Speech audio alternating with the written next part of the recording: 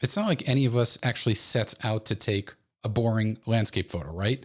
It's not like we pack our gear, travel to where we're going, hike to the location, set our camera up, and then say, you know what, I'm just going to phone it in and take a boring photo.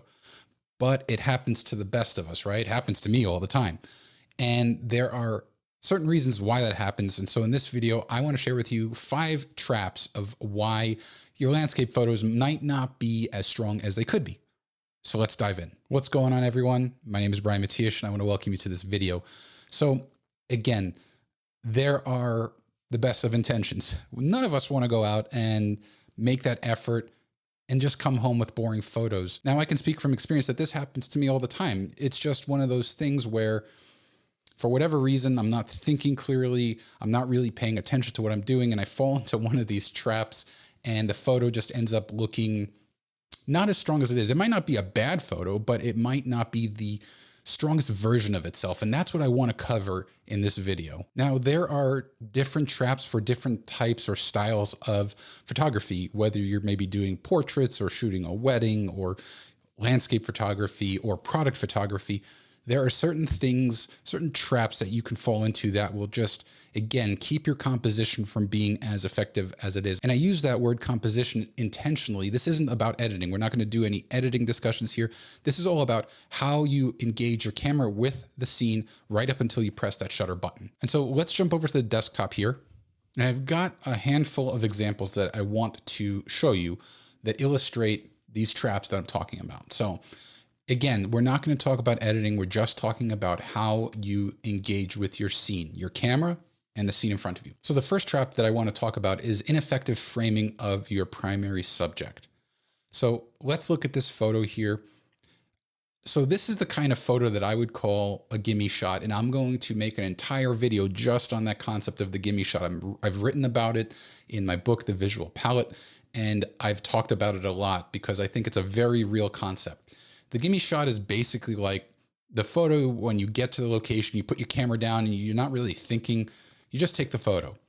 And so clearly in this photo here, I've got this, I see this rock that looks kind of like, I don't know, a duck or a turtle or something, and all this really cool, these cool rock formations. But I think you'll agree that the overall composition is very, very flat. There's really not much of interest to it because it's just like, well, here's the rock. If anything, it's like I was just documenting it. Like I found this rock and, oh, here's the rock. Let me take a photo of it.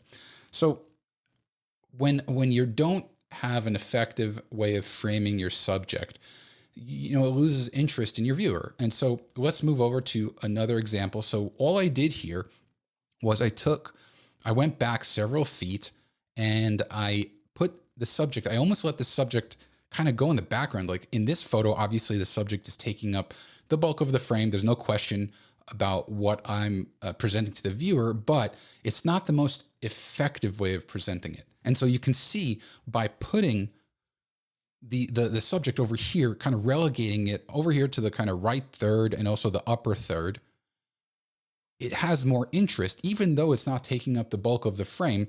Let's go to the grid here. And so let's select these here. We'll go to compare, and you can kind of see that this is just flat. They're like, forget about the editing, the actual stylization. Just look at the composition. It just doesn't look as appealing. This one on the left is just kind of flat, but because I went back several feet, I brought my tripod a little bit lower to the ground, and I filled the frame with the ground because, again, I saw that there was a more effective way of framing my subject. So the subject is kind of nestled over here in the top right corner of the frame. And in my opinion, it's a far more interesting composition. So that's something to consider. All right, let's move on. So now the next trap is all about not using the most appropriate focal length. So in both of these photos, it's the same location. In both of these photos, I used the same lens. It was actually a Canon 24-70mm f2.8 lens that I adapted to my old school Sony A7, the first one in the line. And so let's look at this one. So here, again, not a bad photo. This was taken obviously after sunset, and it's fine. You have this, mostly foreground with the moon over here kind of in the center, upper third. But to me, when I was looking at this photo in the field, I was like, you know what? This was taken with the 2470 at 24 millimeters. I was like, what if I go the completely opposite route? Let me use a more effective focal length. And so same basic location, I just moved over. This is at 70 millimeters now. So I zoomed my lens in all the way. And in my opinion, similar to the previous photo, because I use a different focal length, I was able to get a much more interesting composition. Again, I was leveraging the natural lines and the color gradation in the foreground to kind of draw the eye over here to the moon. And the moon itself, if we go back to this original photo, it's fine over here, but it feels like it's just kind of hanging in the sky. It's not something that really brings any sort of interest to the viewer. It's just there, and then there's all this kind of dark sky around it. Whereas in this photo, there's not as much sky in the frame, so the moon is actually taking up, it's more of a relevant character in the sky. And so because I was able to use a longer focal length, a more appropriate focal length, I would argue, one, I get more lens compression, so the sense of distance is more pleasing. You know, here in this photo, everything seems like it's kind of flat, and you don't get that sense of depth. Whereas here, you have this big, large swatch over here, and then you've got a little bit of the rock, and then you've got the moon and the sky. So again, one of those traps where if you're not thinking about what the ideal focal length is, you could be missing out. All right, let's move on. So this next trap is all about not incorporating direction. If you've watched any of my videos that talk about composition, one of the things that I talk about nonstop is the responsibility of the photographer to provide a clear path for the viewer. If I'm going to show you a photo, I want to make it clear where you should kind of start, where your eye should go, so that it gives interest. It actually engages the viewer. It makes the viewer want to explore. So let's look at this photo. Now, nothing wrong with this photo of this waterfall.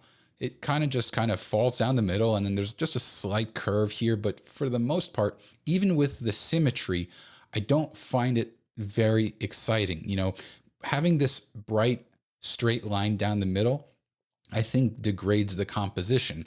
Whereas let's look at this photo.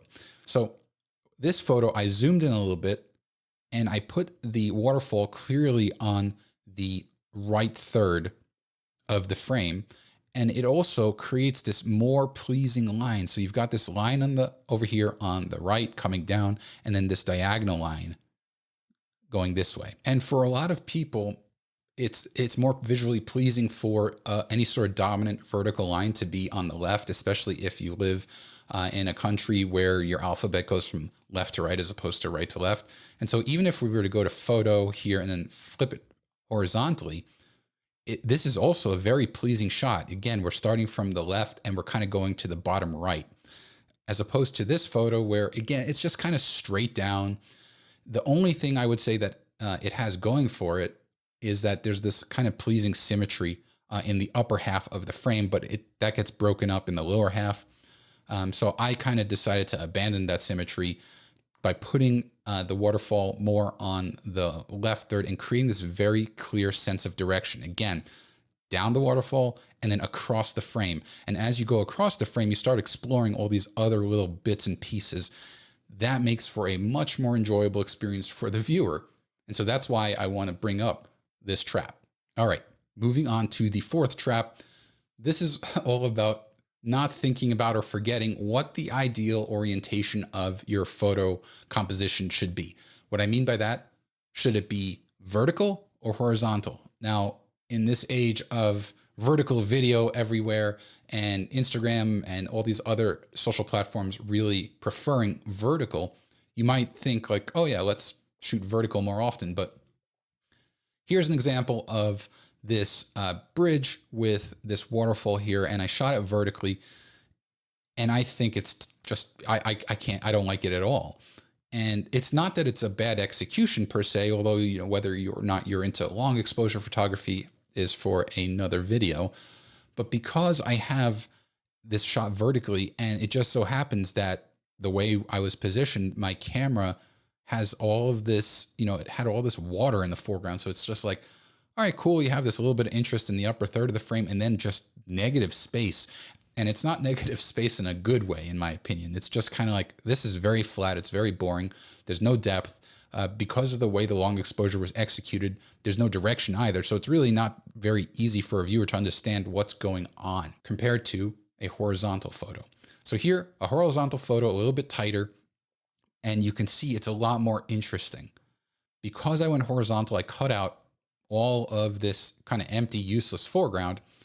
I also put the bridge, more prominently in the frame, and you have several clear senses of direction. You've got the bridge creating this line here, and then the way the color goes from dark to bright, you create this line here, this diagonal line, and then going down over here. And so you give the viewer this kind of journey of going across the bridge, down here through the foliage, and then you also have the natural direction, this curve that's created with the water. So it's a much more pleasing looking shot, in my opinion, because it was horizontal. It also combines the second trap, which is using a more optimal focal length.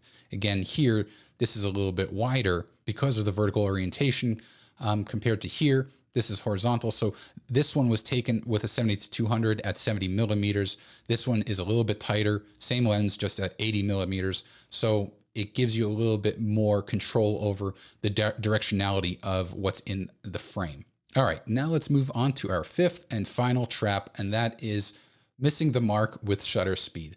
And I think it's a great follow-up to the fourth trap because that was a long exposure. And so here's a photo taken on the coast in Australia. And overall, I'm happy with the composition. I like having the horizon kind of on the lower third, the extreme lower third, having the island relegated to this kind of small section in the center, and then having the sky kind of occupy the upper 2/3, especially because there were some nice clouds. And this was taken at sunrise. In fact, these two photos that I'm going to show you were only taken within, I think, 2 minutes of each other. But because of the shutter speed difference, I mean, the results are completely different. So this was a 59-second exposure. And here's the thing. If you're going to do a really long exposure, there's a point at which you really need to be committed to that. And sometimes you might think that, say, 59 seconds, 60 seconds is long enough. But based on the subject, based on whether the clouds are moving fast enough or the ocean water in this case is moving fast enough, it might not actually be a long enough exposure and the shot will suffer. So because I used kind of an ineffective shutter speed, and I do believe that it is an ineffective shutter speed, you can see the clouds they almost look sloppy. I was clearly in this case going for more of that wispy looking effect for this particular photo, and it failed. It failed because the shutter speed did not drag on nearly long enough. The clouds were moving because you see them here, but they just look kind of muddy and sloppy. And also, because of the time of day at sunrise, the way the color was hitting the clouds, it created this muddiness that was accentuated by the movement. Whereas if we compare it to a same exact composition taken just like 2 minutes prior, so this was taken at 6:39 a.m., whatever, local time in Australia, and this one was 6:42 a.m., so just within minutes of each other. But notice how, because the shutter speed is much shorter, in my opinion, it's not fast enough. It should have been even faster looking at it in hindsight. But you see how dramatic the clouds are, the way you can see the definition of the light hitting the clouds. And you have this beautiful gradient of clouds. So you have these bright clouds, and then you go down here, the sun has not gotten high enough to penetrate these clouds. And so it's kind of dark. And then you have the waves. Here, you don't really have any characteristic to the waves. You have a little bit of highlight and shadow to give an indication of the waves. But when you compare it here, in my opinion, the waves look a lot more charismatic. And again, because it was so dark in the morning, you have these deep shadows on the waves as they're cresting. So if I were behind the wave, that side of the wave would be brighter. But because it's cresting over, you have these shadows, which again, when you pit shadows and highlights against each other, that is contrast, and that creates contour, texture, and depth. And all those things are wonderful in landscape compositions. So as you can see, those are just 5 traps that I thought about when I was reviewing my photos, which is something I do quite often. I like to look at my photos, and especially the older ones, and see, was there anything that I can improve on? And the answer is pretty much always Yes. If you're looking for more tips on how to get better photos, just check out this video over here. And then we also talked about tone with highlights and shadows. So if you want to learn more about how to use the tone curve effectively, you can check out this video over here. If you like this video, I would greatly appreciate a thumbs up, and don't forget to hit that subscribe button and the bell icon to get notified for all future videos.